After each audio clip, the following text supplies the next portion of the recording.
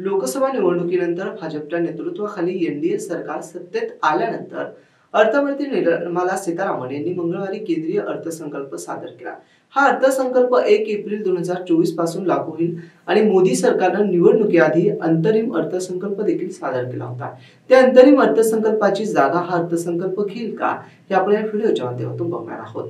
नमस्कार, मी गणेश, आपण पाहताय एआय न्यूज।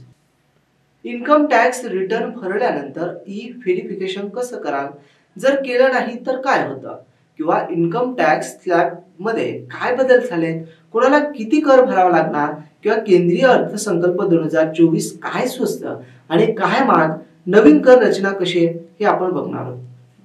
केंद्रीय अर्थसंकल्पात सर्व वित्तीय आणि बिगर वित्तीय मालमत्तेवर लागणारा दीर्घकालीन भांडवली कर आता 10% वाढवून 12.5% पर्यंत करण्यात आला। जी गुंतवणूक 1 वर्षापेक्षा अधिक कालावधीसाठी केली जाते त्याला लॉंग टर्म असं म्हटलं जातं। या गुंतवणुकीवरील परताव्यावर आकारल्या जाणाऱ्या कराला दीर्घकालीन भांडवली कर म्हणतात। त्याचबरोबर अल्पकालीन भांडवली कर देखील 15% वाढवून 20% करण्यात आला। केंद्रीय अर्थसंकल्पात शेअर मार्केटमधील डेरिव्हेटिव्ह ट्रेडिंगवर लावण्यात येणारा सिक्युरिटीज ट्रान्झॅक्शन टॅक्स देखील वाढवण्यात आला। सोमवारी संसदेत आर्थिक सर्वेक्षण सादर करण्यात आलं होतं। या सर्वेक्षणावरून अंदाज बांधला जात होता की यंदाच्या अर्थसंकल्पात भारतीय शेअर मार्केटमधील किरकोळ किंवा रिटेल गुंतवणूकदारांसाठी फारशी चांगलं अडणार नाही।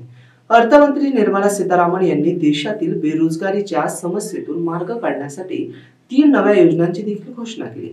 सरकारच्या या योजनांमध्ये पुढील 5 वर्षांसाठी 2000 कोटीची तरतूद करण्यात आली आहे। संघटित क्षेत्रात पहिल्यांदा नोकरी मिळणाऱ्या कर्मचाऱ्यांना त्यांच्या पहिल्या महिन्याच्या पगारी व्यतिरिक्त सरकारकडून थेट कॅश ट्रान्सफर केलं जाणार आहे। ही रक्कम 15,000 रुपयापर्यंत असेल। सरकार कर्मचारी भविष्य निर्वाह निधी संघटनेच्या माध्यमातून ही रक्कम कर्मचाऱ्यांच्या खात्यात जमा करेल। त्याचबरोबर बांधकाम क्षेत्राला गती देण्यासाठी सरकारनं आणखी 2 योजनांची घोषणा केली। यात सरकारी कर्मचारी आणि कंपनी दोघांना रोजगार किंवा नोकरीशी संबंधित इनोव्हेटिव्ह देणार आहे। भारतात वेगानं उदयास येणाऱ्या स्टार्टअप इकोसिस्टमला या केंद्रीय अर्थसंकल्पात मोठा दिलासा मिळणार आहे।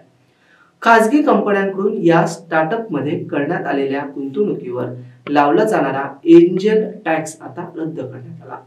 त्याचबरोबर मध्यमवर्गीयाला देखील अर्थसंकल्पात मर्यादित दिलासा मिळाला आहे।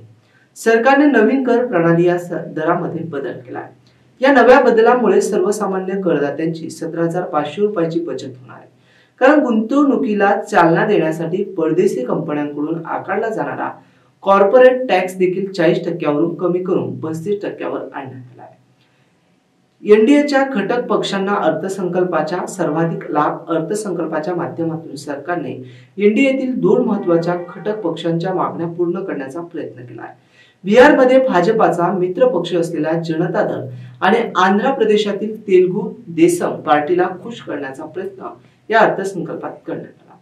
अर्थमंत्री निर्मला सीतारामन यांनी आंध्र प्रदेशात राजधानीच्या शहराच्या विकासासाठी 15,000 कोटी रुपयाच्या आर्थिक मदतीची घोषणा केली।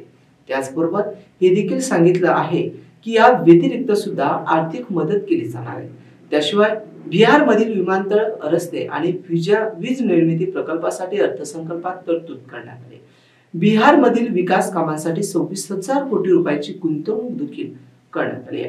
अर्थसंकल्पात वित्तीय तूट कमी करण्याचा उद्दिष्ट ठेवण्यात आलं। सरकारकडून करण्यात येणाऱ्या खर्चाच्या तुलनेत सरकारला मिळणाऱ्या महसूल किंवा उत्पन्नात झालेली घट म्हणजे वित्तीय तूट।